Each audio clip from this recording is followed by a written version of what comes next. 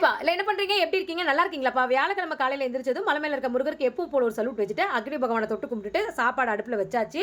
இன்னைக்கு கல்பனாக்கு lunch box பண்ணணும், பிரேக்ஃபாஸ்ட்டும் பண்ணணும்ப்பா. Lunch பாக்ஸ்க்கு வந்து பார்த்தீங்கன்னா என்ன கட்ட போகிறேன்னா, முருங்கைக்காய் சாம்பார், காடை முட்டை பெப்பர் கிரேவி ஃப்ரை மாதிரி பண்ணி கொடுத்துடலாம் அப்படின்ட்டு.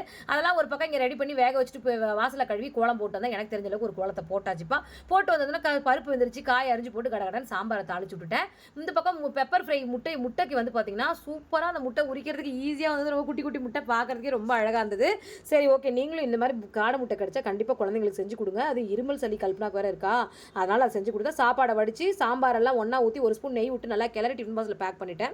கல்பனாக்கு வந்து பார்த்திங்கன்னா இந்த கையில் அவங்களோட முகத்தை டேட்டு போட்டது அவங்களுக்கு ரொம்ப சந்தோஷம். எதிர்பாராத ஒரு சந்தோஷத்தை நம்ம குழந்தைங்களுக்கு கொடுக்கும்போது அவங்க அடையிற ஆனந்தத்தை நம்ம பார்க்கும்போது அதை விட நம்மளுக்கு பேரானந்தம் என்ன இருக்குது சொல்லுங்கள். உண்மையிலே இந்த வழியெல்லாம் எனக்கு எங்கேயோ போயிடுச்சுங்க. எனக்கும் ரொம்ப ஹாப்பி ஆகிடுச்சு. அவங்க பட்ட சந்தோஷம், நம்ம அம்மா நம்ம முகத்தையே கையில் போட்டுக்கிட்டாங்களே, அவளுக்கு ரொம்ப சந்தோஷமாக இருந்ததுங்க. அப்புறம் காலைல பிரேக்ஃபாஸ்ட்டுக்கு நேற்று வச்ச சட்னி இருந்தது, அதை ஏன் வேஸ்ட் பண்ணணும், அதே வச்சு கொடுத்துருவோம். ஓகேங்க.